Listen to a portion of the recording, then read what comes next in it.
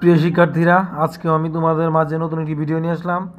আইসিটির মানে এইচএসসির আইসিটির MCQ solution Dhaka board 2023-এর। আমরা জানি এমসিকিউ বেশ গুরুত্বপূর্ণ একটা পার্ট। এমসিকিউ যদি ভালো করতে পারি তাহলে আমাদের ভালো একটা মার্ক ক্যারি করতে পারবো। তাহলে দেরি না করে দেখা শুরু করা যাক।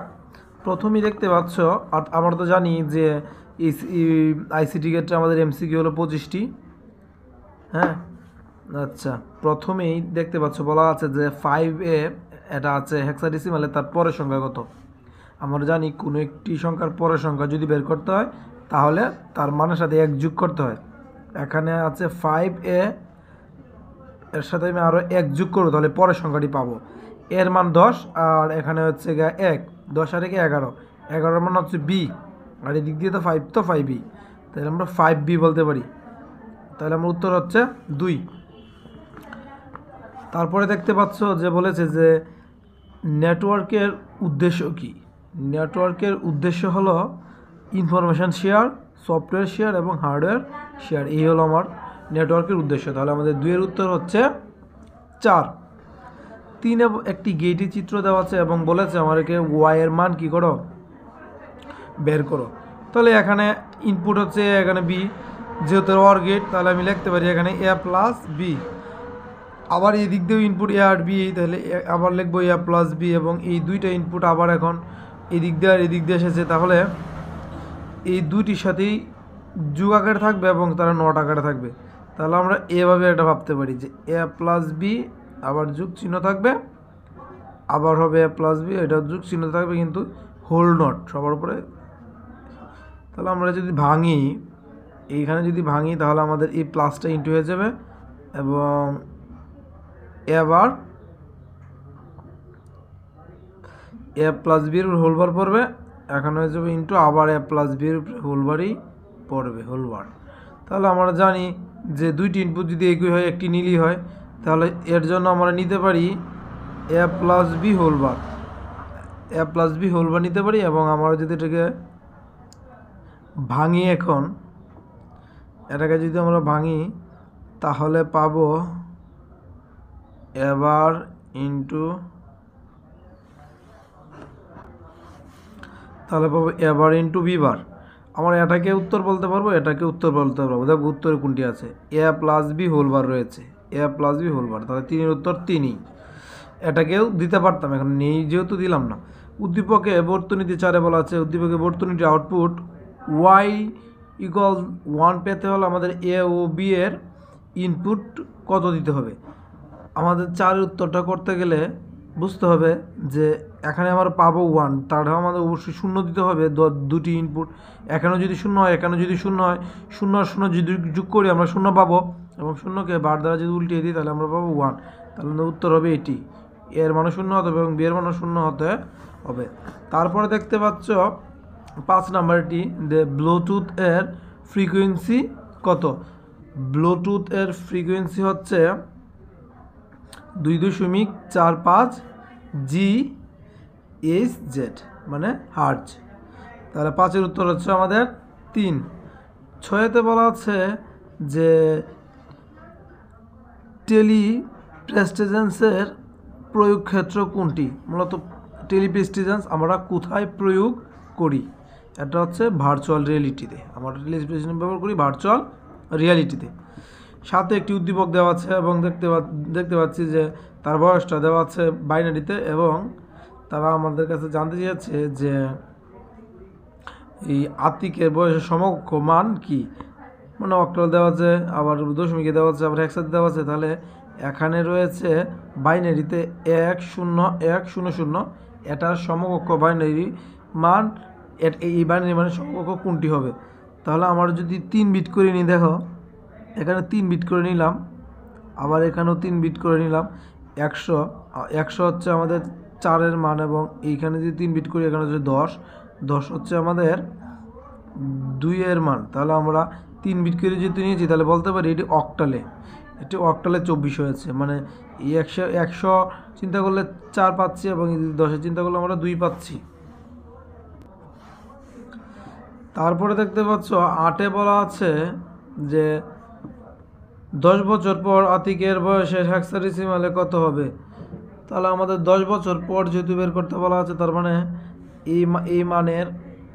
এই মানের সাথে আমাদের আরও 10 যোগ করতে হবে। তাহলে আমরা আর একটু সহজভাবে করতে গেলে এই মানটি রেখে আমরা আগে দশমিকে আনি। যদি দশমিকে আনি তাহলে অঙ্কটা খুবই আমাদের সহজ হয়ে যাবে সলিউশন করতে। এই মানটাকে যদি আমরা দশমিকে নিই তাহলে পাবো 20, আর 20-এর সাথে 10 বছর পর যেহেতু বলা আছে আমি আরও 10 যোগ করলাম, তাহলে পাচ্ছি 30। 30 তো আমরা পেয়েছি দশমিকে, কিন্তু তারা দাবি করছে এটা হেক্সাডেসিমালে দেখাতে হবে, মানে 30-এর হেক্সাডেসিমাল মান কত হবে তা।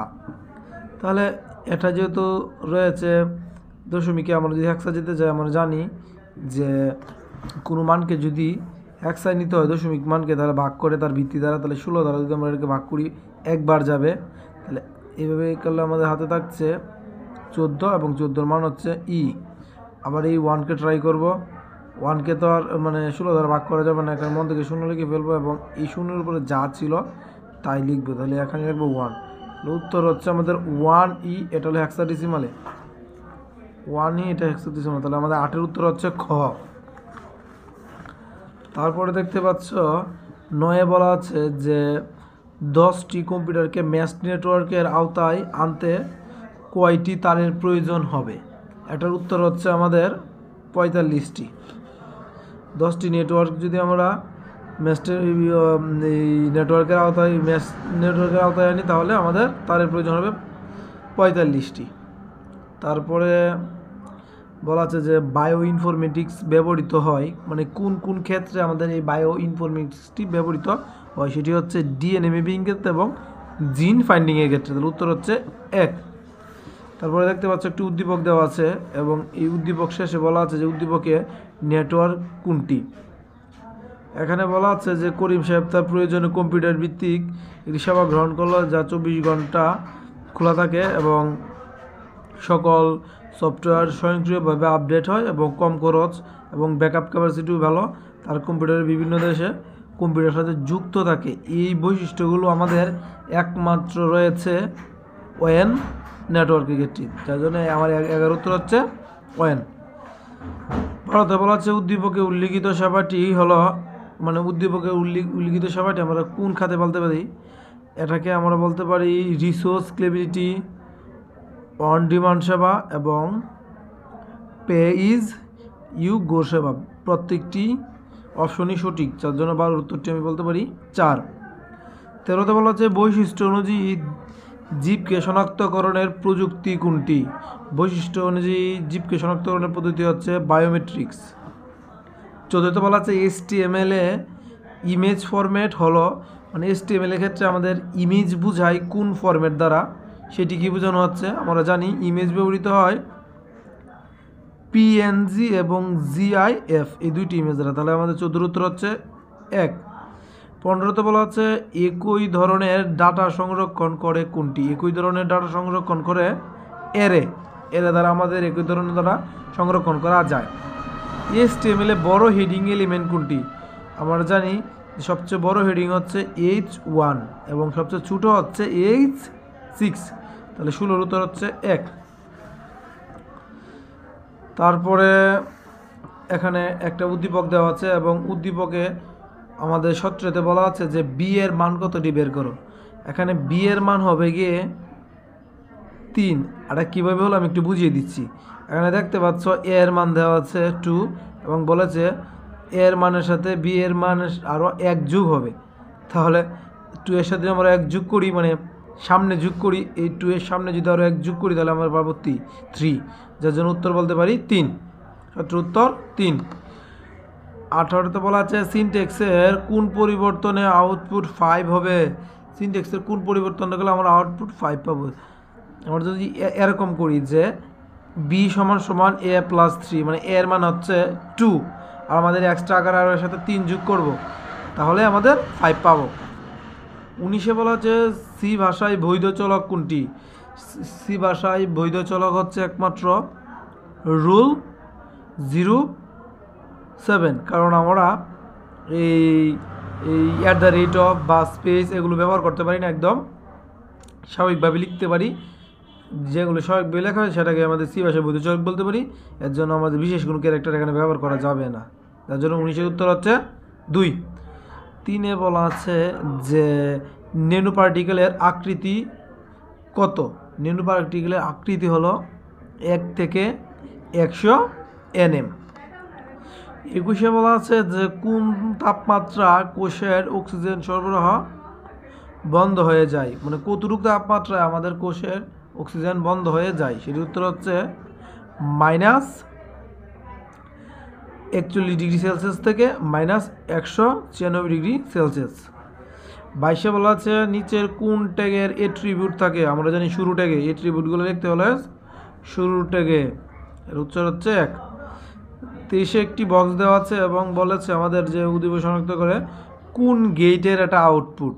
তো তাহলে তো আমরা 23-এর উত্তরকে বলতে পারি এটা এক্স অর গেট। আমরা জানি এক্সরের ক্ষেত্রে যে মাঝের 2টি 0 হবে, মাঝের 2টি 1 হবে এবং বাকিটি 0 হবে, মানে বেজোড় সংখ্যক ইনপুট হলে আউটপুট বেজোড় সংখ্যক হবে, বেজোড় সংখ্যক ইনপুট হলে আউটপুট বেজোড় সংখ্যক হবে। কিন্তু এখানে 1, এখানে 1, একটা 1 আর একটা 2টা 1, এখানে বেজোড় সংখ্যক না, এটা জোড় সংখ্যক, যার জন্য 0।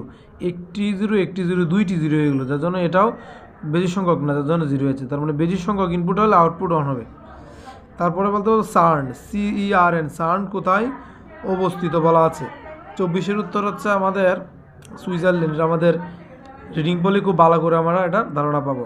তারপরে 25-এ বলা আছে এক্সের মান 5 হলে এক্সপ্রেশন x প্লাস ইকুয়াল 15 এর মান কত হবে? তাহলে আমরা বলতে পারি 25-এর উত্তর হবে 20, কারণ 15-এর সাথে আরও আমাদের 5 যোগ করতে বলা আছে 20। এই হলো আমার ঢাকা বোর্ড 2023-এর MCQ সলিউশন। তোমরা যদি আরও জানতে চাও বা তোমাদের যদি মনে হয় যে না এটার উত্তর অন্য একটু হতে পারে, আমাদের কমেন্ট করে জানাতে পারো।